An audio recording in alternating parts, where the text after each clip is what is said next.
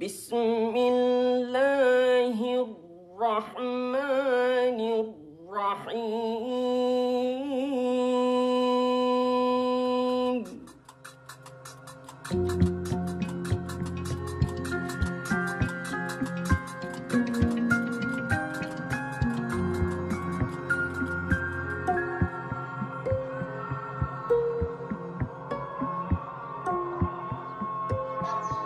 Le Coran, de l'arabe al-Quran, qui signifie récitation ou lecture, est le livre fond de l'islam, une religion partagée par plus d'1 milliard de fidèles dans le monde.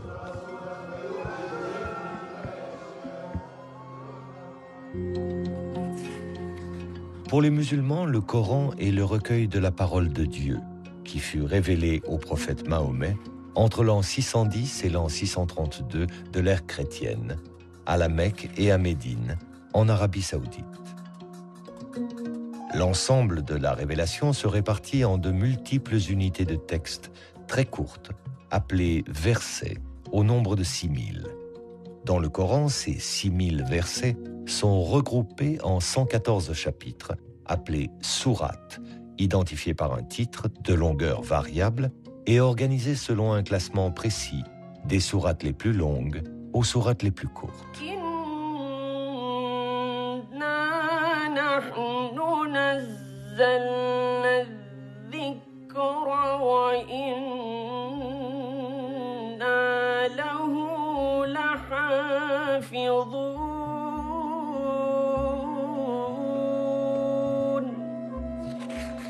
Pour la tradition musulmane, Dieu lui-même est le gardien du Coran, c'est-à-dire qu'il n'y aurait eu tout au long de son histoire qu'une seule et unique version du texte coranique, inchangée depuis 14 siècles.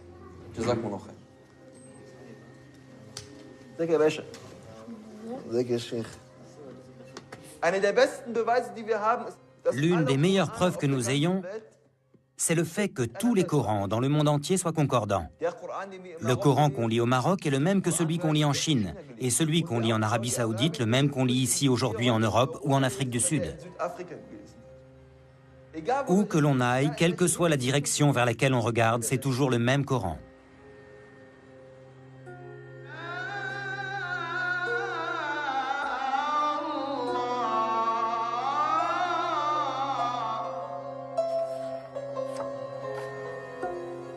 Ce dogme d'un Coran immuable, pilier de la tradition musulmane, allait pourtant être remis en question par des scientifiques européens à la suite d'une découverte totalement inattendue.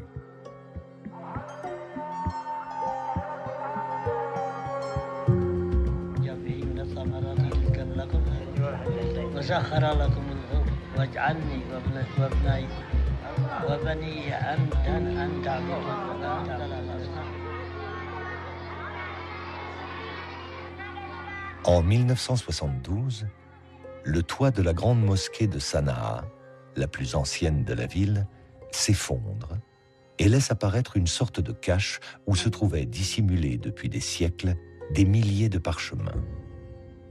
Paolo Costa, un archéologue italien présent lors de la découverte, alerte les autorités yéménites.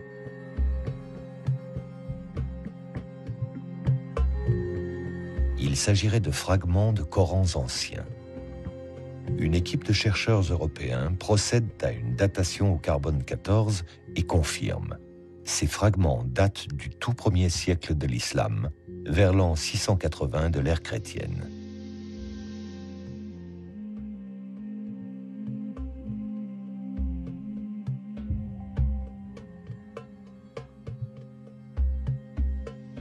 Ce sont les plus anciens manuscrits coraniques connus au monde, avec une écriture très rudimentaire, composée d'un simple squelette de consonnes. Un fonds inestimable aux yeux des scientifiques européens pour la connaissance de l'histoire du livre saint de l'islam. Ce fonds est actuellement en cours d'étude et c'est par ce biais que l'on a eu de nouvelles informations sur la transmission du texte coranique dans les premiers temps de l'islam. Et c'est là où l'on a découvert pour la première fois un manuscrit qui présentait une séquence différente des sourates de celle qui est canoniquement admise. Une organisation différente de l'ordre des sourates, mais aussi l'existence de palimpsestes, des fragments sur lesquels le texte initial aurait été effacé et remplacé par un autre. La présence également de mots étrangers, non arabes. En clair, des différences notables par rapport au Coran tel qu'il est aujourd'hui. Le Coran aurait donc eu, comme les autres livres saints, une histoire. Au cours du 1er siècle de l'islam, le texte coranique, son écriture, son organisation, la forme même du livre ont visiblement évolué. Suivant l'expansion de cette nouvelle religion, suivant les conquêtes de nouveaux territoires, l'émergence de versions concurrentes, les jeux de pouvoir religieux et politiques. Une histoire des origines qui s'écrit aujourd'hui entre tradition islamique et analyse scientifique et qui appelle les chercheurs européens et les musulmans à croiser leurs récits et leurs savoirs.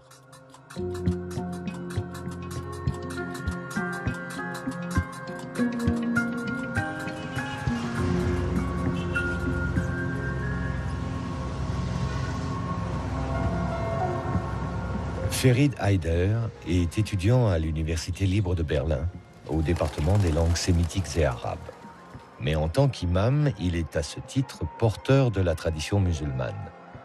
Un enseignement qu'il a reçu à l'Université Al-Azhar du Caire, haut lieu du savoir islamique.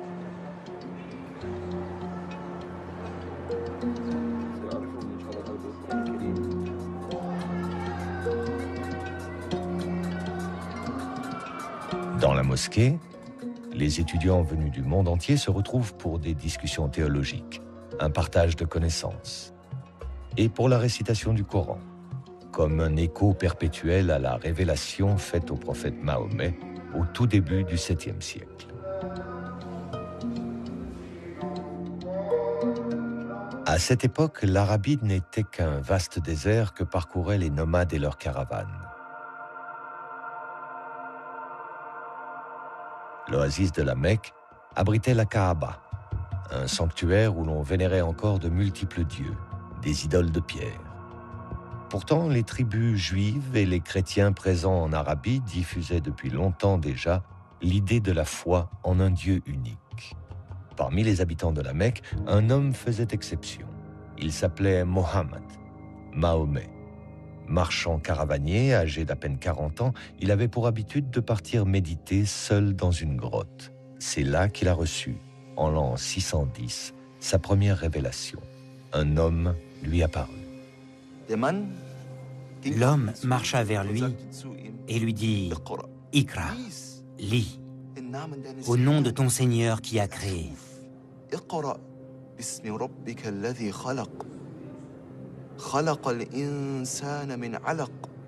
Qui a créé l'homme d'une adhérence.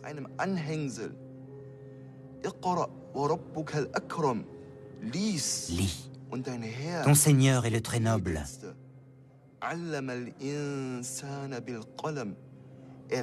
Qui a enseigné par la plume.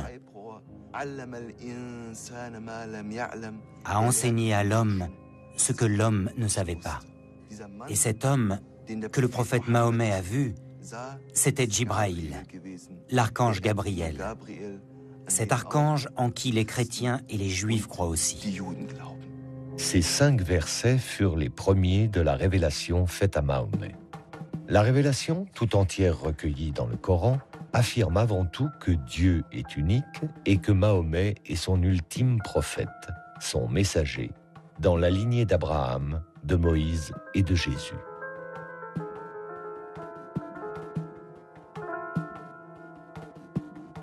Elle aborde aussi les grands thèmes de la soumission à Dieu, de la récompense des fidèles ou du jugement dernier. Elle annonce enfin la venue d'une communauté nouvelle, celle des musulmans, et édicte les lois qui vont la régir sur le plan des rituels religieux, de l'organisation sociale, de la politique. Au fur et à mesure qu'il les recevait, Mahomet partageait ses révélations avec Khadija, sa femme, puis avec son cousin Ali et ses amis proches, qui allaient former son premier cercle de fidèles, les compagnons. Ensemble, ils apprenaient par cœur chacune des révélations que le prophète continuait de recevoir. Ils les récitaient inlassablement pour ne rien en oublier.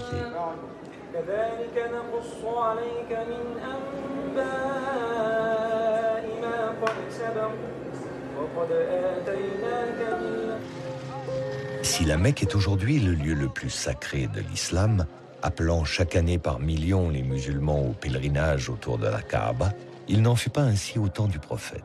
Les Mécois se montrèrent tout d'abord indifférents aux prédications de Mahomet. Mais quand le prophète les exhorta à renoncer au culte païen des idoles, ils se mirent à le persécuter. Mahomet fut contraint de quitter la Mecque. C'est à Médine, une oasis où vivaient de nombreux Arabes convertis au judaïsme, que le prophète s'installa en l'an 622 avec ses premiers fidèles, les compagnons, dont Abu Bakr, Omar, Ousmane et son cousin Ali. Médine fut sacrée capitale du premier État islamique.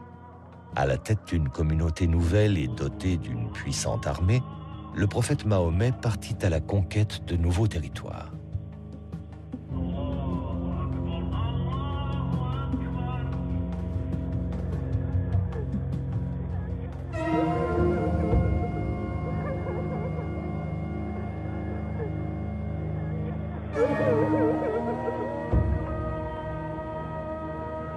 Le prophète meurt en l'an 632.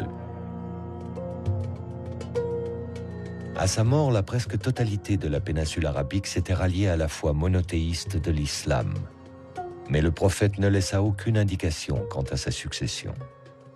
Ses 4 compagnons se réunirent et c'est Abu Bakr qui fut désigné premier calife. Ali revendique aussi la succession, au nom des liens du sang qui l'unissaient au prophète, mais le califat lui fut refusé. Et c'est cette première divergence qui, 2 siècles plus tard, divisera les musulmans en 2 branches. Les sunnites, aujourd'hui majoritaires dans le monde, qui s'attachent à la lignée des califes Abu Bakr, Omar et Ousmane, et les chiites, qui se rattachent à Ali. Alors qui, une fois le prophète disparu, allait prendre l'initiative de la mise par écrit du Coran? Qui allait faire des révélations un véritable livre? Avec quelle volonté? Strictement religieuse ou déjà politique? Et dans cette transcription de la parole de Dieu, quelle sera la part de l'intervention humaine?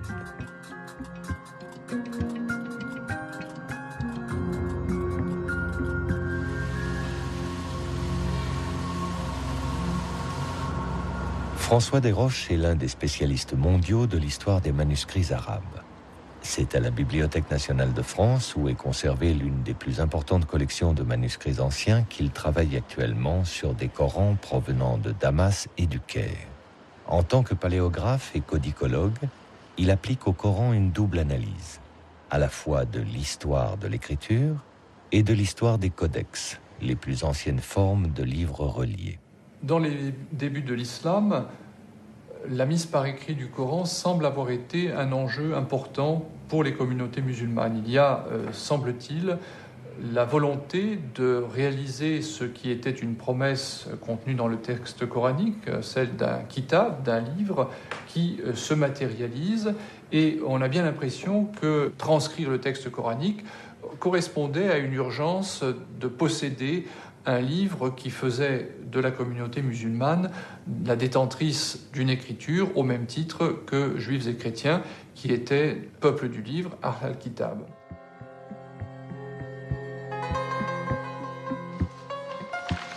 Le manuscrit arabe 328 est l'un des plus anciens exemplaires du Coran aujourd'hui connu.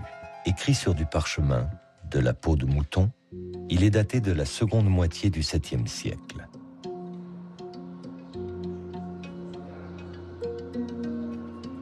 Ce manuscrit fut découvert dans une cache de la mosquée Amr, à Foustat, l'actuelle banlieue du Caire, lors de la campagne d'Égypte menée par Bonaparte à la fin du XVIIIe siècle. Les fragments de parchemin qu'il contient, écrits par plusieurs copistes, représentent environ la moitié du texte coranique.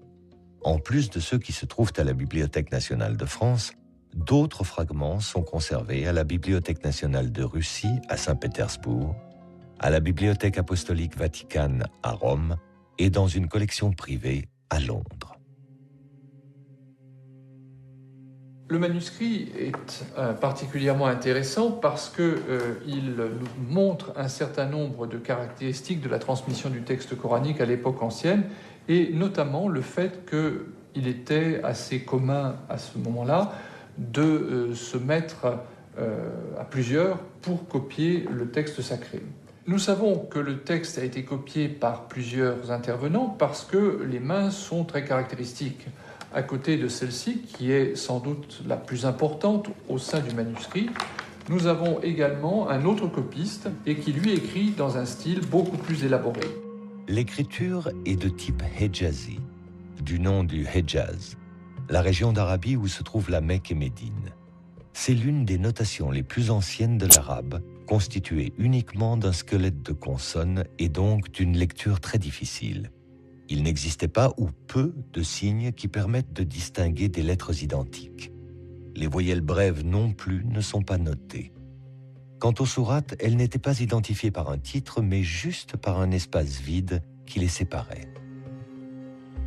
À l'évidence, par rapport au Coran actuel où la ponctuation, l'organisation du texte ne laisse place à aucune imprécision, les premiers manuscrits coraniques, avec leur écriture rudimentaire, pouvaient être source d'erreurs de lecture, voire d'interprétations différentes du texte sacré. Mais pour les premiers musulmans, le recueil de la parole divine pouvait-il courir ce risque ? Ce que l'on sait de l'usage de l'écriture dans l'Arabie ancienne, je veux dire par là l'Arabie du 7e siècle de notre ère, montre que ce que l'on souhaitait avant tout quand on utilisait l'écriture, c'était disposer d'un aide-mémoire, c'est-à-dire non pas quelque chose qui permettait une lecture autonome, mais un support pour permettre de retrouver le texte mémorisé par l'utilisateur et capable de subvenir à d'éventuelles défaillances de mémoire en lui donnant les moyens de retrouver le texte lui-même. C'est en tous les cas ainsi que plusieurs spécialistes expliquent les débuts de la notation, par exemple de la poésie arabe, qui se faisait avec des aides-mémoires qui n'étaient pas destinés à circuler comme des livres, mais plutôt comme des notes. Pour le Coran, il semble qu'il en a été de même et que ce que l'on cherchait avant tout quand on était en train de copier un texte comme celui que j'ai sous les yeux, c'était d'avoir grosso modo un fil directeur pour retrouver le texte lui-même.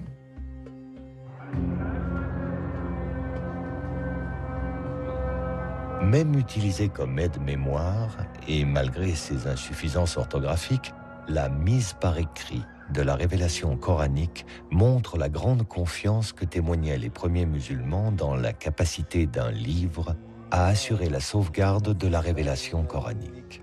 Restait à donner à ce livre, fût-il encore dans sa forme primaire, un statut central, unique. En un mot, un statut de texte canonique. Cette tâche que s'est consacrée le calife Ousmane, troisième successeur du prophète Mahomet, et dont le récit de la tradition musulmane a établi précisément les conditions et les enjeux. À l'époque du calife Ousmane, l'empire islamique s'est considérablement étendu. Au nord, vers les provinces de Cham, l'actuelle Syrie, mais aussi à l'est, vers les provinces de Perse, et à l'ouest, vers l'Égypte. Ces conquêtes ont incorporé à l'empire des populations converties à l'islam, mais ne maîtrisant pas la langue arabe. Et voilà pourquoi il y eut parmi les musulmans des désaccords concernant la récitation du Coran, notamment dans des endroits très éloignés de la Mecque et de Médine, ces berceaux de l'islam. Et les musulmans commencèrent à se disputer, en particulier lors de 2 batailles contre les Arméniens et les Azéris. Et l'un des plus proches compagnons du prophète Mahomet, qui portait le nom de Hudayfa, était présent lors de ces batailles. Et quand il s'en revint après avoir vu ces conflits entre les musulmans, il alla sur le champ retrouver Ousmane ibn Affan, qui était le calife de l'époque. Et il dit à Ousmane ibn Affan, « Oh Ousmane, sauve cette Oumma, sauve cette communauté avant qu'elle ne se divise et avant qu'elle ne se dispute au sujet de son livre, comme l'ont déjà fait les Juifs et les chrétiens avant eux. »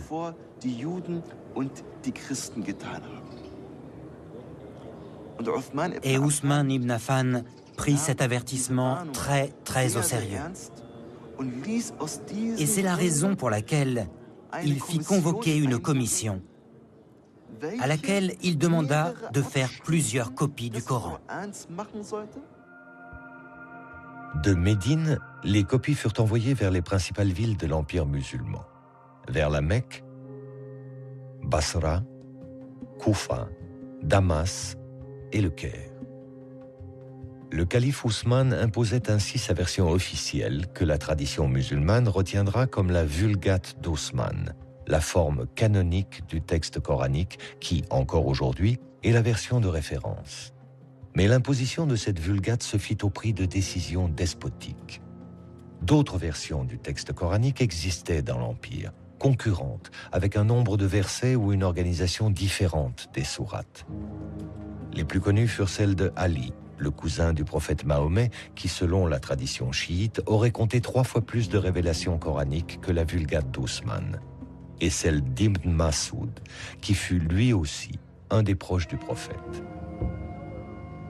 Le calife Ousmane interdit ces versions concurrentes à la sienne et demanda leur destruction définitive.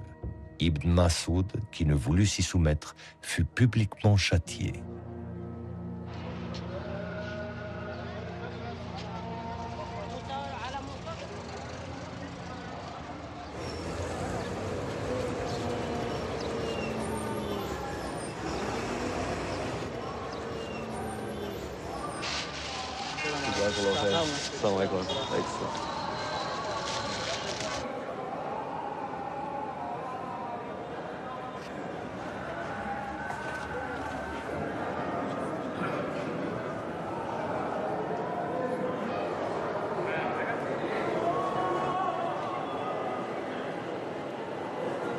La Vulgate ousmanienne, objet de foi autant que de pouvoir, fut portée au rang d'objet de dévotion par la tradition musulmane.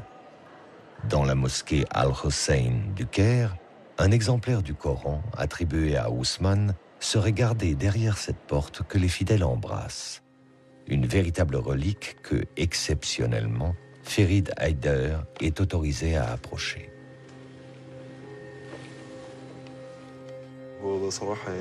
À vrai dire, c'est un très grand moment pour moi. Ceci est bien l'un des exemplaires du Coran qui a été écrit à l'époque d'Ousmane. Que Dieu soit satisfait de lui. Tout simplement, on s'accorde pour dire que ce Coran est l'une des 6 copies que le calife Ousmane avait ordonné d'écrire. On peut voir les pages et prendre connaissance de cette écriture. Il est grand au nom d'Allah. Il n'y a ni ponctuation ni voyelle. Bismillah.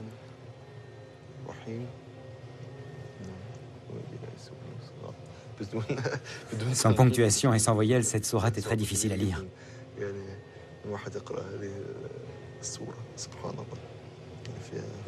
Je peux voir la dernière page?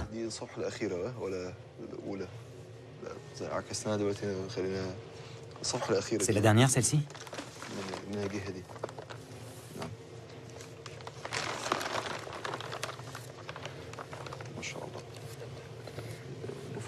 C'est la dernière. C'est la sourate An-Nas, les hommes, n'est-ce pas? Oui, gloire à Dieu. C'est grandiose, c'est incroyable quand on y pense. Que ce Coran ait été écrit de la main de l'un des vénérés compagnons. Que Dieu soit satisfait d'eux. Il y a d'autres informations que l'on doit connaître au sujet de ce Saint Coran? Ce Coran pèse 80 kg. 80 kg, c'est très lourd. Oui, c'est très lourd. Et il fait combien de pages? 1087 feuillets. Combien? 1087 feuillets. Ah.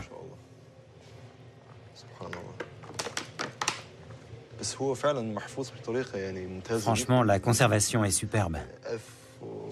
Il a plus de 1400 ans, c'est vraiment très très ancien. Si vieux et malgré cela, gloire à Dieu, on dirait qu'il a été écrit il y a à peine 100 ans.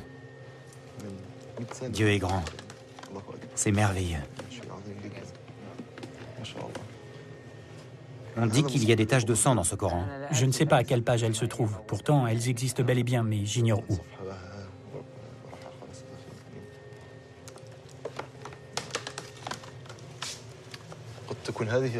Est-ce que ça pourrait être ça, les marques de sang? Elles existent bien, mais elles sont effacées. Vous voulez dire qu'elles ne sont pas visibles? Non, pas très visibles. D'autres Corans, aussi volumineux et tachés de sang, sont répertoriés dans le monde musulman, à Istanbul et à Tachkent, en Ouzbékistan pour les plus connus. Considérés comme contemporains du calife Ousmane par la tradition musulmane, aucun d'eux n'a pu être historiquement daté, les scientifiques y voyant plutôt des copies tardives du 8e ou 9e siècle. La légende qui les accompagne, en revanche, reflète bien une vérité historique attachée au Coran. Le règne d'Ousmane fut une longue crise.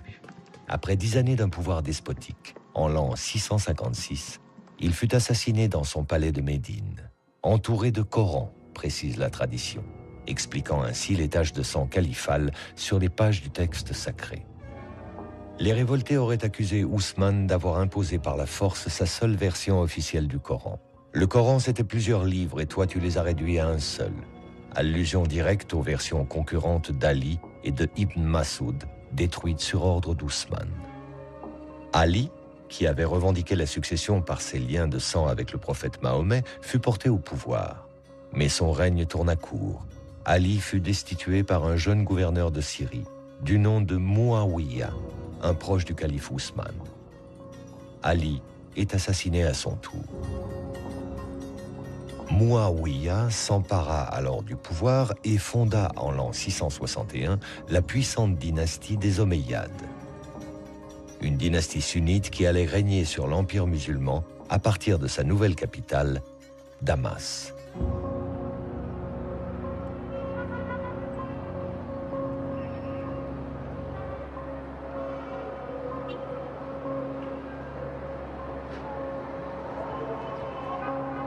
Trente années à peine après la mort du prophète Mahomet, et une fois mise en place une première version canonique du texte sacré par le calife Ousmane, le Coran allait, sous les Omeyyades, entrer dans la seconde phase de son histoire.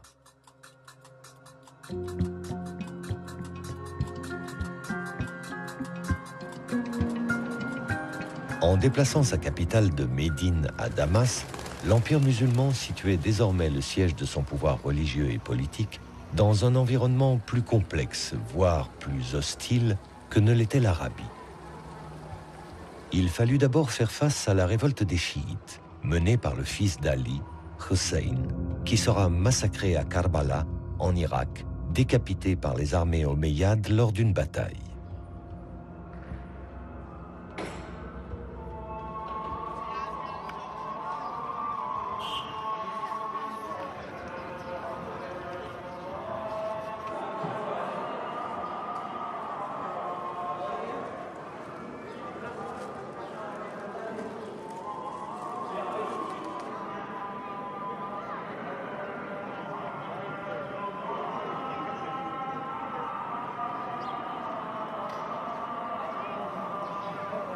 Selon la tradition, la tête de Hussein serait conservée, curieux paradoxe, dans la mosquée même des Omeyyades, relique aujourd'hui vénérée par les pèlerins chiites venus d'Iran. Avec le massacre de Hussein, les Omeyyades ne mettaient pas fin à la lignée chiite, mais ils amorçaient une victoire future, symbolique. Les chiites allaient reconnaître la Vulgate d'Ousmane comme texte coranique officiel et unique pour l'ensemble de la communauté musulmane. L'autre défi, d'importance, se trouvait du côté de Byzance et de son puissant empire chrétien gréco-oriental, lui-même héritier de l'Empire romain. Les conquérants arabes musulmans lui avaient déjà ravi les provinces de Syrie et d'Égypte, mais pour le calife Muawiyah, l'influence de Byzance sur la Méditerranée restait un obstacle pour lui qui voulait porter l'islam vers l'Ifriqiya, la porte de l'Afrique du Nord.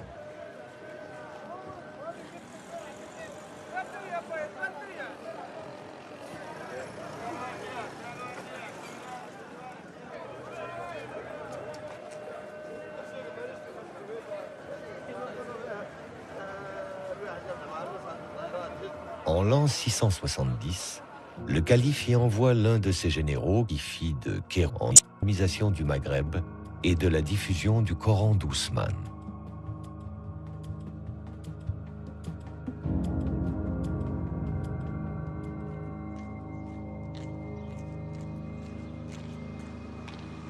Le général y édifia une grande mosquée et les fidèles musulmans nouvellement convertis y furent regroupés autour du seul et unique Coran d'Ousmane.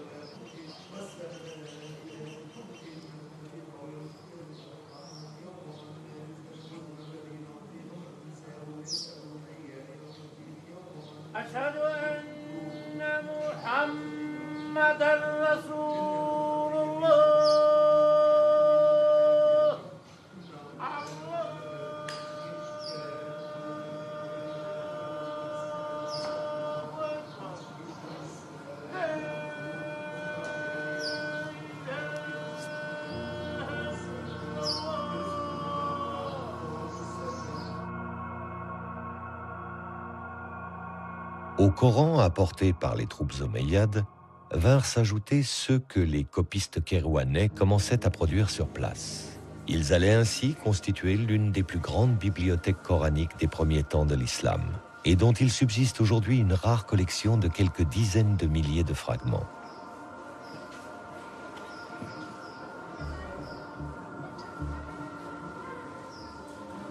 Parmi eux, 2 exemplaires historiques de Coran de l'époque omeyyade. Considérés aujourd'hui comme patrimoine de la ville, témoins de l'histoire de Kérouan, l'analyse de ces Corans anciens fut récemment des roches.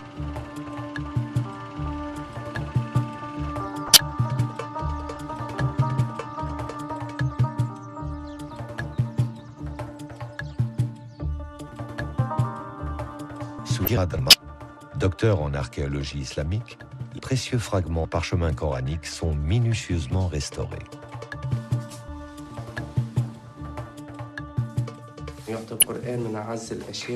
Le Coran est considéré comme l'une des choses les plus précieuses pour la communauté musulmane. Le Coran occupe une place très particulière dans le cœur de chaque musulman. C'est pourquoi, lorsque je restaure un manuscrit sur lequel sont écrits des versets du Coran, cela éveille un autre restaurateur en moi. Quand je restaure un manuscrit, en général, j'essaie de faire la plus belle restauration possible, de la plus belle forme, pour que le manuscrit se conserve au mieux. Mais quand je restaure un manuscrit coranique, ça me procure un sentiment de plénitude, un sentiment de bonheur réellement indescriptible. Car on préserve une chose investie d'une valeur culturelle et humaine qui, pour l'islam, est unique.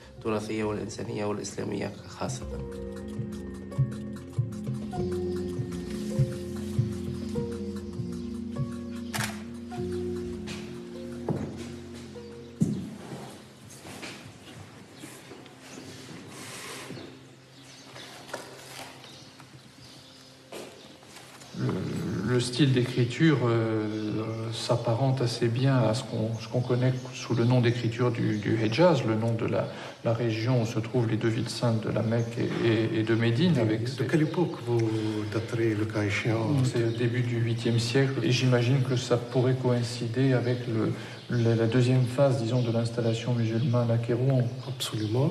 Ça aurait pu effectivement être un des moyens d'islamisation du pays avec cette présence d'une collection de Coran à la grande mosquée de Kérouan.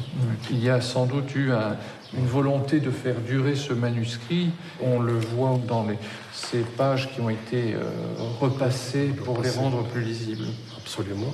Je ne pense pas qu'à Kérouan, dans les manuscrits de la collection, on observe de divergence par rapport à ce qui est la Vulgate haussmannienne, c'est-à-dire que les sourates sont dans l'ordre où on les connaît actuellement. On a l'impression effectivement que dans l'histoire, il y a eu une volonté de diffusion de copies de références qui a été très forte. Là, c'est vraiment tout à fait autre chose. C'est sublime et c'est vraiment grandiose. Si on ouvre une page, on a vraiment la vision de la taille de ce manuscrit qui était impressionnant. Impressionnant, effectivement. Nous disposons de plus de 250 feuillets, alors que effectivement on considère que ce manuscrit il était constitué de 500 feuillets. Il faut oui. 500 pour. Oui, ça représentait un volume énorme. Donc là, même si ça n'est pas forcément exactement le tout début du 8e siècle, c'est vraiment la première moitié. Et c'est un témoignage tout à fait exceptionnel sur la diffusion du texte coranique à cette époque et l'art du livre aussi, parce qu'il faut quand même remarquer cette espèce de saut qualitatif tout à fait impressionnant entre les deux manuscrits. La finesse du trait, on a affaire à des professionnels du dessin, des gens qui sont déjà des enlumineurs qualifiés. Et donc il y a une grande variété de couleurs et de motifs aussi. Oui, ce motif de flèche est assez exceptionnel. La qualité du décor et surtout sa variété, on a l'impression qu'il n'y a pas deux sourates précédées d'un bandeau identique, que ce soit du décor végétal ou du décor davantage géométrique. Oui. Encore aujourd'hui, ça reste un manuscrit impressionnant par sa dimension. On a vu tout à l'heure un autre manuscrit qui était quand même beaucoup plus petit, peut-être qu'une page. On voit bien la différence de valeur et la différence des moyens mis en œuvre. Oui, ça, je crois que c'est un des joyaux de la collection. Absolument.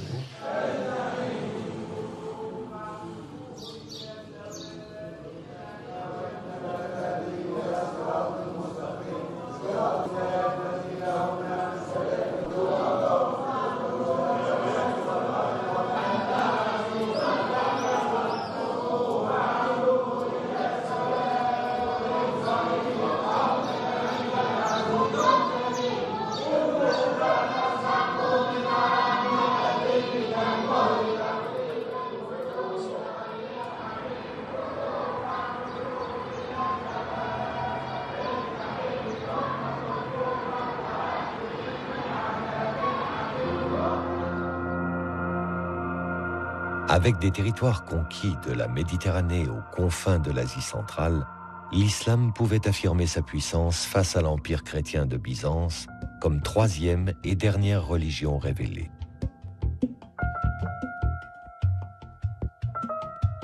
Il lui restait cependant à donner une véritable expression à cette puissance, mais dans une grandeur de l'islam liée à l'histoire du christianisme. L'artisan en sera Abd al-Malik, le calife le plus flamboyant de la dynastie des Omeyyades. Il fit de l'édification des premiers monuments de l'islam et de la réforme du Coran les deux piliers de son règne qui débuta en l'an 685.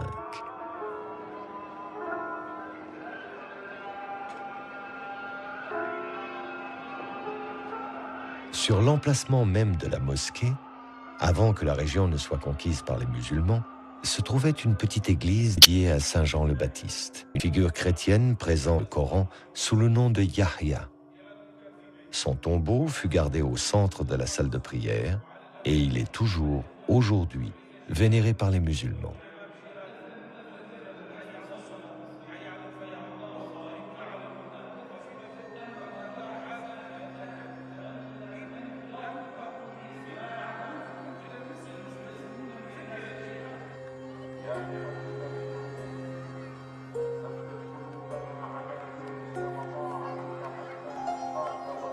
La présence des chrétiens en terre musulmane s'est également traduite dans l'art des décors omeyyades, dont la grande mosquée de Damas témoigne encore et que François Desroches vient observer aujourd'hui, cherchant à en établir le lien entre l'architecture et les Corans omeyyades, dont un en particulier, rarissime, qui fut découvert à Sanaa en 1972. Les décors vont être sans doute la façon la plus directe de percevoir les changements qui sont opérés et qui introduisent une synthèse entre le savoir-faire des sujets chrétiens ou juifs de l'Empire arabe et les besoins des nouveaux maîtres. On fera appel à des artisans et des artistes chrétiens, certains qui seraient même venus prêtés par l'empereur byzantin, et les décors qu'ils vont installer sont bien sûr marqués par la culture qui est la leur, adaptée naturellement aux exigences particulières du monde musulman.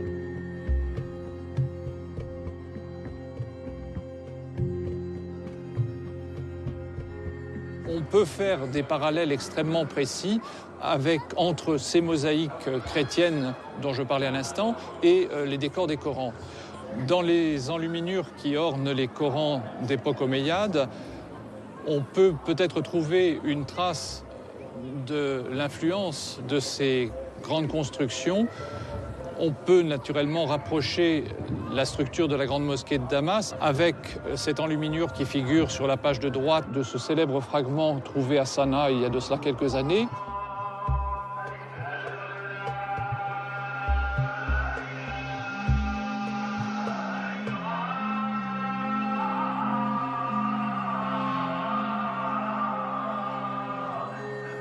Dans un empire où les musulmans non arabes sont désormais majoritaires, il fallait, pour le pouvoir omeyyade, souder la communauté musulmane, lui donner une cohérence, une unité. Comme lors des califats précédents, le Coran en sera l'outil, mais plus comme un simple aide-mémoire, comme pu l'être jusqu'alors avec son écriture rudimentaire.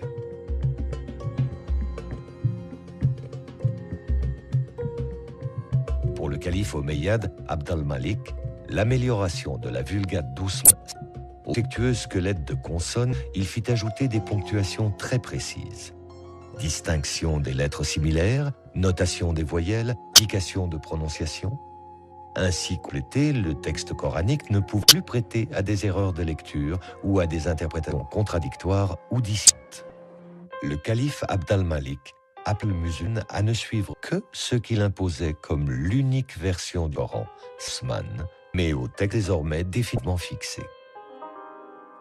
Et comme fit le calife Ousmane avant lui, Abd al-Malik fit envoyer des copies officielles dans les capitales de l'Empire.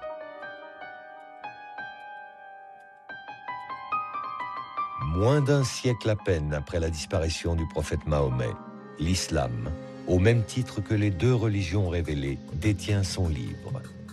L'œuvre du calife Ousmane et sa volonté d'un Coran unique et unifié sont enfin accomplies.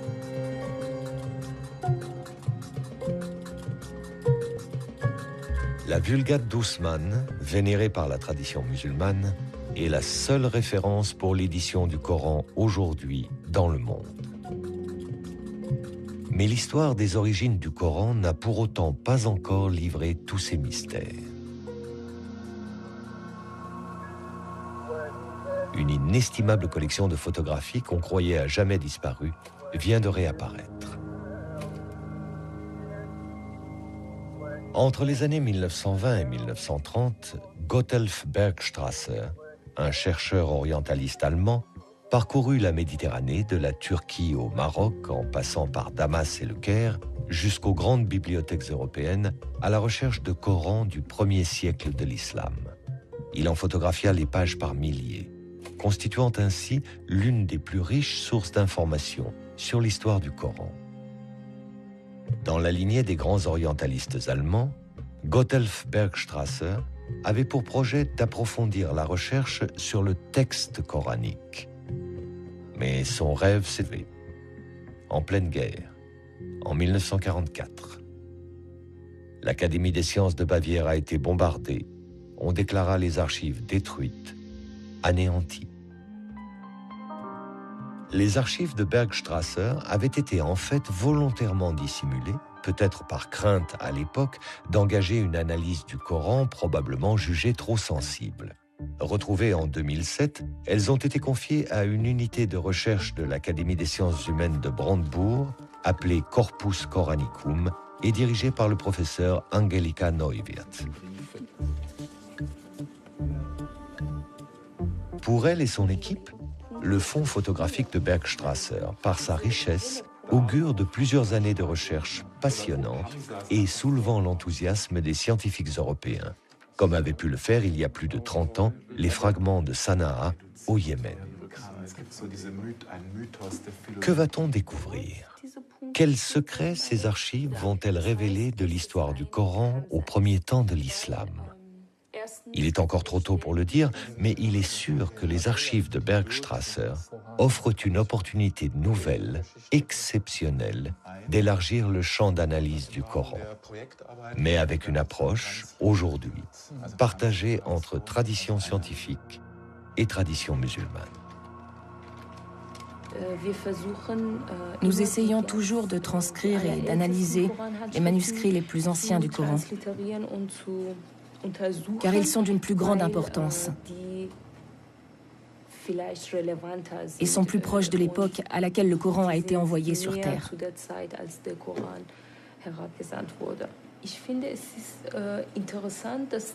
Il me semble intéressant que les musulmans s'impliquent eux aussi dans ces travaux. D'abord pour savoir quelles sont les recherches menées ici, avec quelle méthode, et ce que l'on pense du Coran en Occident. Ensuite, si les musulmans prennent part à ces études orientalistes,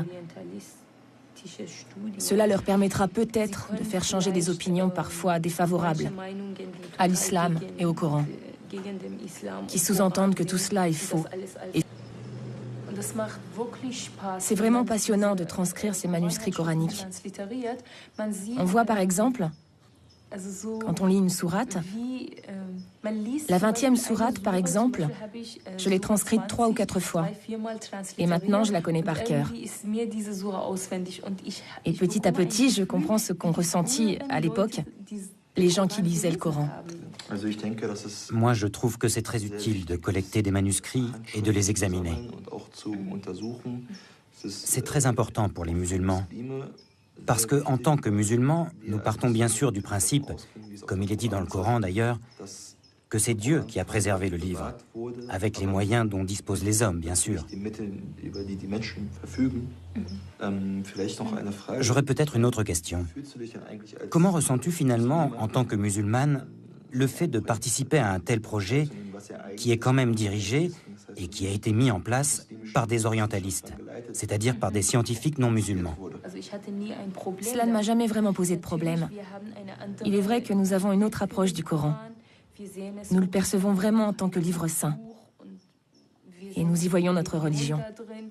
Donc tu n'y vois pas de contradiction? Personnellement, moi non plus. Pour autant que je sois au courant de ce projet, je ne ressens pas là de contradiction. C'est vrai. Parce que ces gens travaillent de façon très objective. Et scientifique. Et ils ont un point de vue scientifique. Et je ne pense pas que nous, en tant que musulmans, devions avoir de problème avec une approche scientifique. Oui. Parce que je pense qu'en tant que musulmans, nous devons peut-être tout simplement avoir, ou trouver, la force d'aborder la question sous un angle scientifique. Oui, absolument. Ne serait-ce que pour montrer que nous n'avons pas peur. Parce que si je dis que je ne veux pas d'une approche scientifique, que ça me suffit de croire que ça vient vraiment de Dieu et que ça n'a pas été falsifié, c'est un signe extérieur de faiblesse. Oui. Ça voudrait dire que j'ai peur que cela mette en évidence quelque chose qui ne serait peut-être pas très bon pour nous, musulmans, ou pour l'islam, parce que cela contredirait ce en quoi nous croyons. Mais je n'ai aucun souci là-dessus. De toute façon, en Allemagne, les orientalistes sont toujours des Allemands. Et je trouve que ce ne serait pas mal que les musulmans aient un jour la possibilité d'y prendre part. Un peu, oui. Absolument. L'un de nos premiers objectifs est de partager nos propres constatations ou nos propres points de vue sur le Coran avec des musulmans. À long terme, nous espérons bien sûr pouvoir fédérer autour d'une idée qui n'est d'ailleurs pas neuve, à savoir que l'on peut mettre nos 2 traditions sur un même plan et que l'on peut tirer des enseignements de toutes les 2. Ce qu'il nous faut, c'est une interaction. Ce qui, face à la mondialisation, devrait d'ailleurs être le cas depuis longtemps. Interaction entre deux traditions du savoir qui peuvent en quelque sorte s'aligner. En ce sens, nous sommes dans le même bateau que les musulmans et nous ne voulons en aucun cas pratiquer notre recherche coranique de façon, comment dirais-je, académique, alors qu'il y a des millions de musulmans qui sont curieux, qui s'intéressent et qui disposent eux-mêmes d'un savoir que nous n'avons pas. Si nous voulons vraiment nous approcher du Coran, nous avons besoin d'une étroite collaboration avec des érudits musulmans. Sans eux, ce n'est pas possible.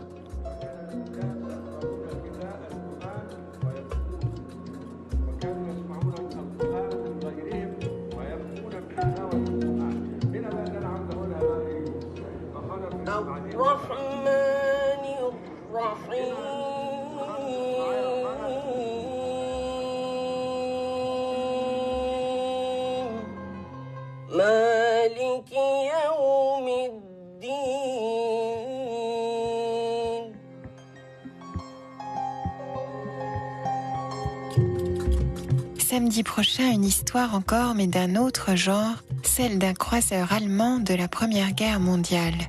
Mais la soirée continue dans un instant avec un thriller politico-financier oppressant et efficace.